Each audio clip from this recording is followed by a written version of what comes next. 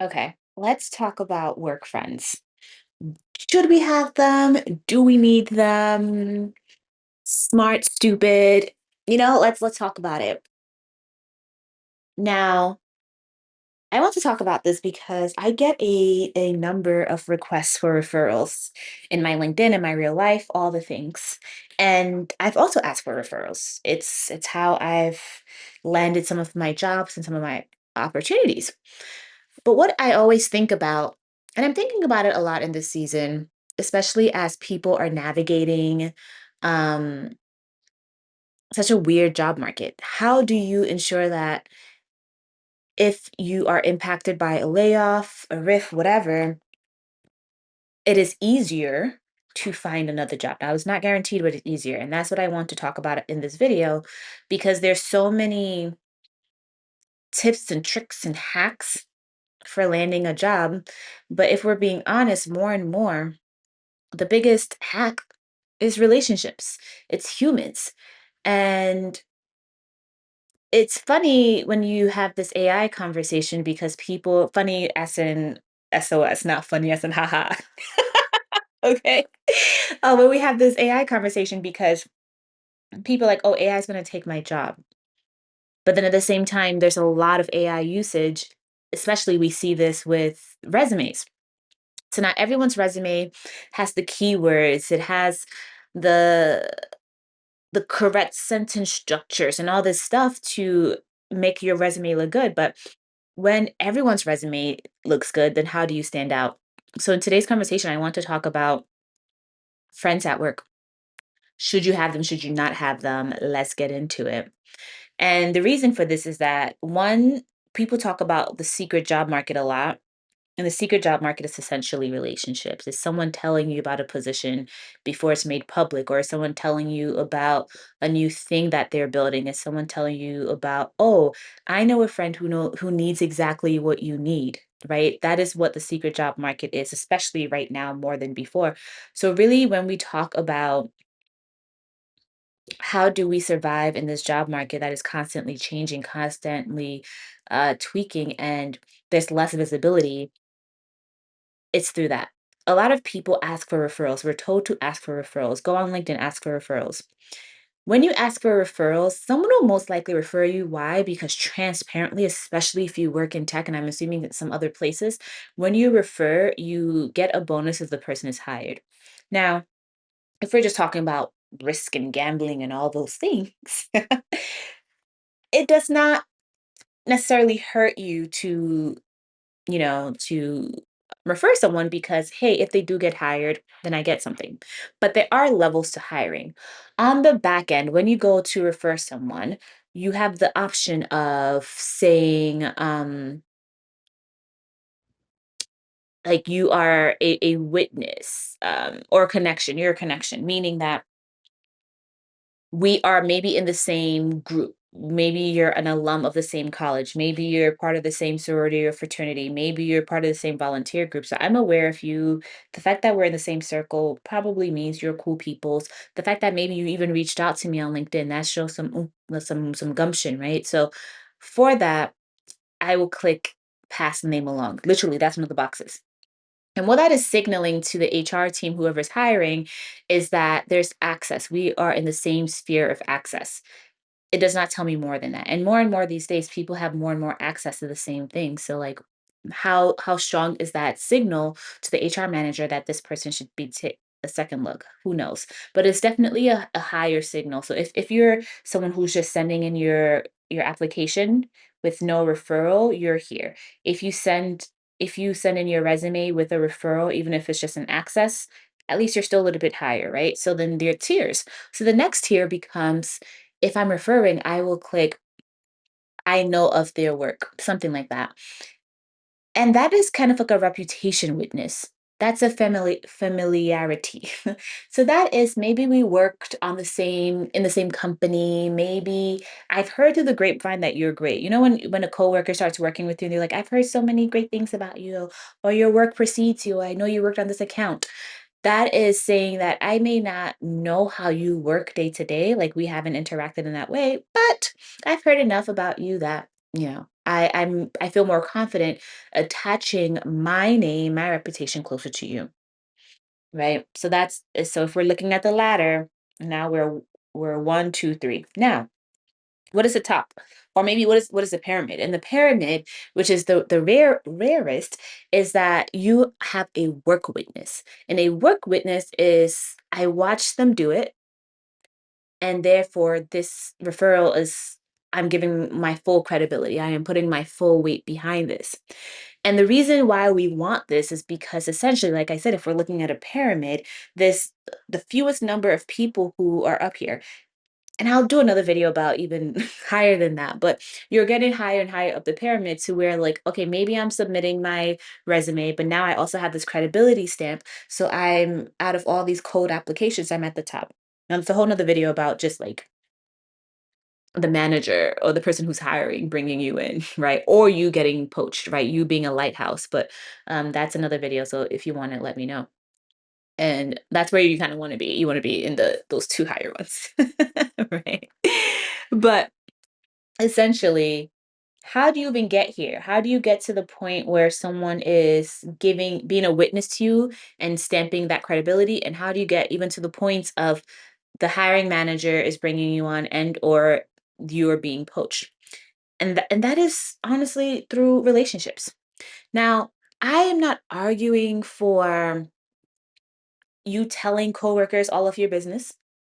I'm not telling you to tell your coworkers or to trust your coworkers indiscriminately, um, or that your coworkers even owe you loyalty, or that being liked is a substitute for being excellent. You still need to be good at your job. You still need to have some discernment in who you're talking to. But what I am saying is that you need people who can witness you at work.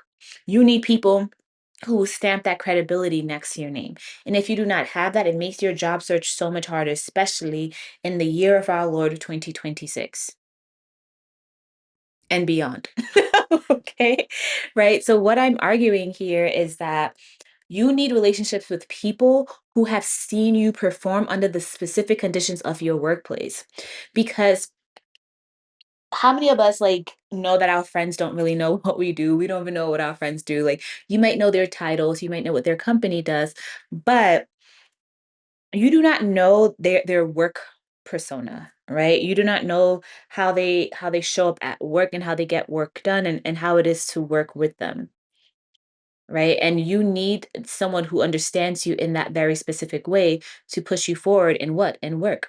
Because when you're applying for a new job, you want to make sure that whoever you're putting forth is credible and credible in a way that will get you where you need to go. So, for example, your resume might say you manage a difficult project and you have the numbers and the stats and all this to back it up, which is nice. But your work friend, your work witness remembers the client who was super um, challenging to work with because they kept changing the requirements before, like 3 days before launch, or they changed the requirements and then they changed it back. But because they're the client, how did you finesse that? How did you understand that? How did you move that work forward? They understand the manager who disappears when decisions need to be made and how you were able to make decisions in that sense. They can speak to that. They can talk about how the system broke on Friday at 4:47 p.m. and how you stepped up and figured it out.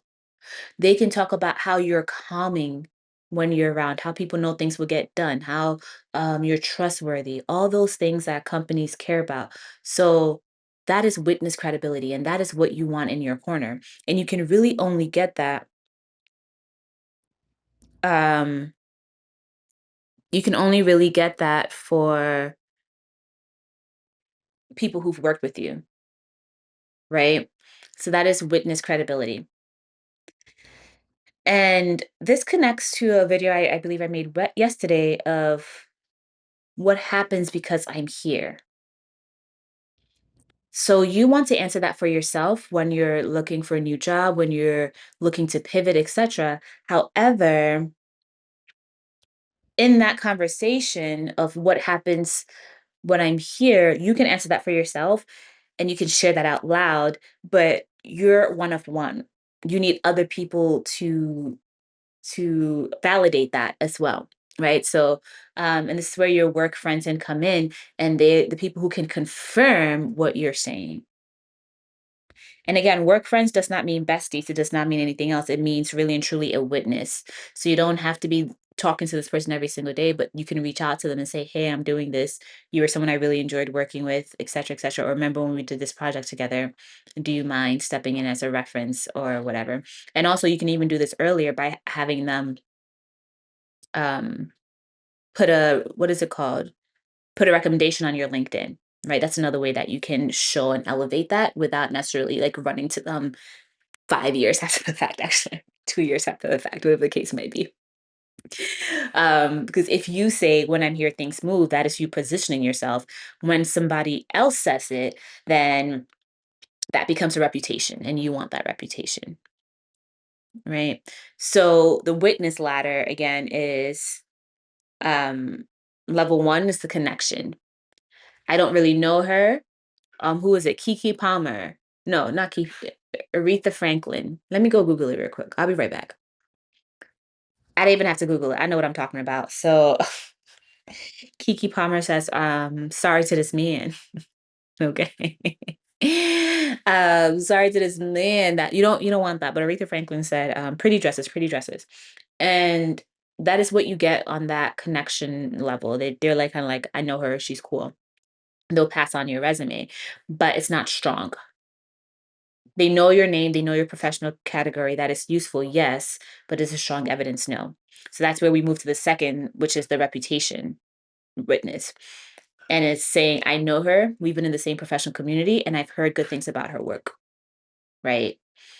And that is, they know something about your character or reputation, but haven't directly observed your performance. It's better, but it's still secondhand. And then 3 is the work witness, and that is I worked with her, I watched her handle the exact kind of problem that you need to solve, and I know she can solve it for you, and I would work with her again, and you would be so lucky to work with her yourself. This is the strongest signal because they can name the conditions, the behavior, the results, and whether they would trust you again, right? So a connection can introduce you, a witness can make you believable, dare I say, hireable.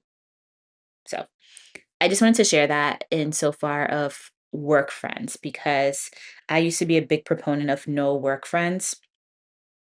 Maybe that's the African in me. Most of the introvert in me, I'm just kind of like, hey, I'm here to do a job. Let me do my job and go home. And in a lot of ways, I still feel that, but also I'm more willing to open up. I'm more willing to check in on people. I'm more willing to say, hey, how's your kid doing? Hey, how's that vacation you were doing? Hey, I noticed on your Slack message that you were sick. I hope you're feeling better. Congratulations on your anniversary, on your work anniversary. Obviously, if you know them, there, whatever other anniversaries too. And this again, and then also clearly also just being good at your job, right? So all this relationship building is not to say that you're bad at your job. It's you're being good at your job, but you're also then creating the roots to make sure that later on you can use that to get where you want to go. So if you've ever thought, I came here to work, not make friends, if you're a RuPaul Drag Race fan, this is RuPaul's Drag Race, not RuPaul's Friend Race. Yes and no, because we also know that if you watch a lot of RuPaul's Drag Race, at some point they need friends to stay in the game. Whether you need someone to help you sew something, someone to practice your lines with you, someone to vote for you to stay, you need friends. So the popular warning of like your coworkers are not your friends, do your job, collect your check, and go home. Very dramatic, right? And it acknowledges that, coworkers compete for promotions, private information can travel, layoffs expose shallow loyalties. Friendly people do not automatically become advocates, right? You can tell someone something and then now it becomes used against you, right? Or now they start competing with you. We totally get that. And we also know that power changes information and relationships, and power is information. So it is all these are real, and they can um be real things that you're navigating, but the answer to poor boundaries is better discernment, right? Not professional isolation. Because if you isolate yourself, then what ends up happening is that when any of the above happen, who is going to support you in bailing you out, right? Um, and the last thing I'll say here is that we sometimes rely on outsiders, like a professional network, and the things that outsiders cannot fully witness your work. Another accountant understands accounting. Another trainer understands training. Another project manager understands project management, but they did not work with that client under that deadline, inside that company, with that manager, with that CEO, asking questions that were not really questions, creating deadlines and coming up with fantasy ideas that we all had to just kind of like say yes to. Like, no one knows what you've been through. No one's been through the trenches with you, right? So your professional community understands the job. Your work witnesses, your work friends understand the weather. And I say witnesses so much because if you are hesitant about the word friends, use witness, right? Because they know what was officially requested, what was actually expected, that part, right? What needed reassurance, which constraints never appeared in the project plan, and how much invisible labor it took to land a result, right? So I'll leave it at that. I don't want to keep rambling. But actually, I won't leave it at that. I think the last thing I will say here is that um, a work witness or friend really helps you also understand like where you fall. Are you the calmer, right? Are you the person that when you're around, you know things will get figured out? Like, is that how people see you, or do they see you as the mover? When you join something, decisions get made. Do they see you as the translator? Um, this person can explain all the corporate speak that is happening. The truth teller, the connector, right? um, People describe work witnesses relationships through trust, honest feedback, loyalty, and having one another's back, not necessarily deep personal intimacy outside work. It's like, hey, when I'm in work, when I'm in this bubble, can I trust you? Can I lean on you? And if the answer is yes, then you're in a better place. So think about the people you work with now and finish the sentence. When I'm on the project, people know, and finish that. Okay. So think about that. Um, and let me know your thoughts on workship on work friendships, and if you're more comfortable with the word work witness. I don't know.